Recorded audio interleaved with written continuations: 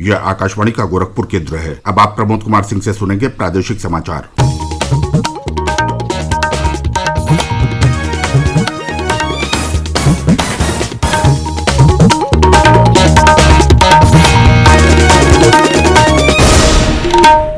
Bulletin में पहले मुख्य समाचार। प्रधानमंत्री नरेंद्र मोदी ने पारदर्शी कराधान के लिए ईमानदार का सम्मान पोर्टल का किया आरंभ। फेसलेस और निर्बाध कर प्रणाली का आह्वान, करदाताओं का सम्मान करने पर दिया बल। मुख्यमंत्री योगी आदित्यनाथ ने कोविड-19 पर नियंत्रण के लिए कॉन्टैक्ट ट्रेसिंग को और तेज करने के दिए निर्देश। देश में एक दिन में रिकॉर्ड 8,30,000 से अधिक नमूनों की हुई कोविड जांच।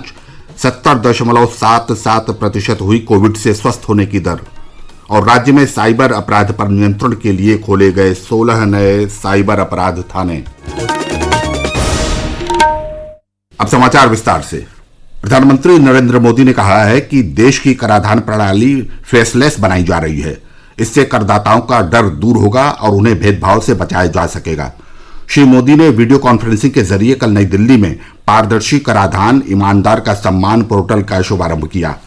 श्री मोदी ने कहा कि कर प्रशासन ऐसा होना चाहिए कि वो करदाताओं को भ्रमित करने की बजाय उनकी समस्याओं को सुलझाए। श्री मोदी ने कहा कि तकनीक से लेकर नियम तक सब कुछ सरल होना चाहिए। श्री मोदी ने कहा कि कर प्रणाली को निर्बाध, सरल और फेसलेस बनाने का प्रयास किया जा रहा है। देश में चल रहा स्ट्रक्चरल रिफॉर्म्स का सिलसिला आज एक नए पड़ाव पर पहुंचा है। Transparent taxation, honouring the honest, 21वीं सदी के टैक्स सिस्टम की इस नई व्यवस्था का आज लोकार्पण किया गया है। इस प्लेटफॉर्म में फेसलेस असेसमेंट, फेसलेस अपील और टैक्स पेयर चार्टर जैसे बड़े रिफॉर्म्स हैं। प्रधानमंत्री ने कहा कि ईमानदार करदाता राष्ट्र के विकास में महत्वपूर्ण भूमिका निभाता है। कर अधिकारियों की यह जिम्मेदारी है कि वे करदाताओं के साथ गरिमापूर्ण व्यवहार करें। श्री मोदी ने कहा कि लोगों को भी कर भुगतान को जिम्मेदारी समझना चाहिए। श्री मोदी ने राष्ट्र की विकास यात्रा में करदाता चार्टर को बड़ा कदम बताया। आज भारत एक बहुत महत्वपूर्ण कदम उठा रहा है और वो है tax payer charter.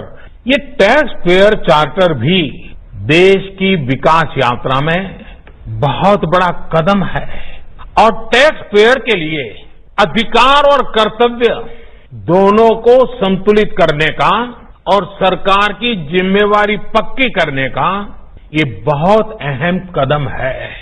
Tax payer को इस स्तर का सम्मान और सुरक्षा देने वाले दुनिया में बहुत कम देश है, गिने चुने देश है। लेकिन अब भारत भी इस महत्वपूर्ण कदम की ओर अपने आप को ले जाकर के उसमें शामिल हो गया है।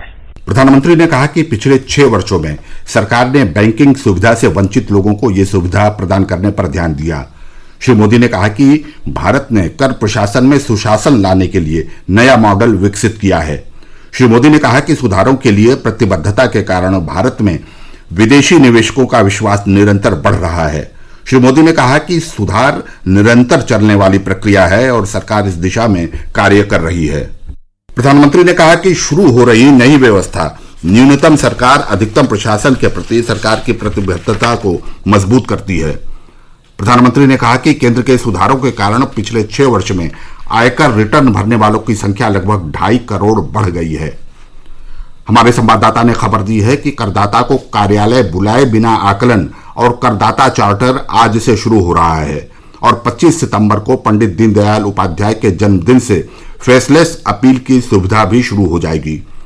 प्रदेश के मुख्यमंत्री योगी आदित्यनाथ ने प्रधानमंत्री नरेंद्र मोदी की इस पहल को क्रांतिकारी और महत्वपूर्ण कदम बताते हुए कहा है कि इस व्यवस्था के आने के बाद ईमानदार करदाता और बेहतर योगदान कर सकेंगे। भाजपा सांसद जगदम्बिका पाल ने केंद्र सरकार द्वारा प्रत्यक्ष करों में लगातार किए जा रहे सुधारों की सराहना करते हुए इसे एक ऐतिहासिक कदम बताया है। उन्होंने कहा कि इन सुधारों से एक ओर जहां उद्योग जगत के साथ साथ आम आदमी का विश्वास भारतीय कर प्रणाली में बढ़ेगा, वहीं दूसरी ओर इससे अर्थव्यवस्था में निवेश को भी बढ़ावा मिलेगा। प्रधानमंत्री श्री नरेंद्र मोदी जी ने जिस पारदर्शी कैशलेस सिस्टम का उद्घाटन किया है और जिस तरह के कर सुधारों में आज उनकी घोषणा हुई है, वो निश्चित तौर से ऐतिहासिक फैसले हैं क्योंकि जिस तरह से एक ईमानदार टैक्स पेयर्स को अगर उसको जिस तरह से परेशानियों का सामना होता था, आज उन्होंने इतना बड़ा बदलाव किया है कि अब किसी भी ईमानदार टैक्स पेयर को फेसलेस असेसमेंट होगा और फेसलेस उसे अपील भी करनी होगी। मुख्यमंत्री योगी आदित्यनाथ ने राज्य के कोविड अस्पतालों में डॉक्टरों की संख्या बढ़ाए जाने के निर्देश दिए हैं। डॉक्टरों के अलावा सभी जिलों के L2 श्रेणी के अस्पतालों में कोविड बिस्तरों की संख्या भी बढ़ाई जाएगी। राजधानी लखनऊ के प्रसिद्ध कैंसर संस्थान में विशेष कोविड अस्पताल तैयार किया जाएगा। मुख्यमंत्री श्री योगी ने कोविड-19 के प्रसार को नियंत्रित करने के लिए कॉन्टैक्ट ट्रेसिंग को और तेज करने के निर्देश देते हुए कहा कि कंटेनमेंट जोन में सभी लोगों का कोविड टेस्ट कराने के प्रयास किए जाएं। उन्होंने कहा कि चिकित्सक होम आइसोलेशन वाले कोविड मरीजों से नियमित संवाद बनाकर उनके स्वास्थ्य की लगातार जानकारी लेते रहें। मुख्यमंत्री लखनऊ में कोविड पर समीक्षा बैठक कर रहे थे। मुख्यमंत्री ने कानपुर, लखनऊ और वाराणसी के कोविड अस्पतालों में बेड्स की संख्या बढ़ाने की आवश्यकता बताई। प्रादेशिक समाचार आप आकाशवाणी गोरखपुर से सुन रहे हैं। देश में एक दिन में रिकॉर्ड 56,383 कोविड मरीज स्वस्थ हुए हैं। देश में अब तक करीब 17 लाख कोरोना रोगी पूरी तरह स्वस्थ हो चुके हैं।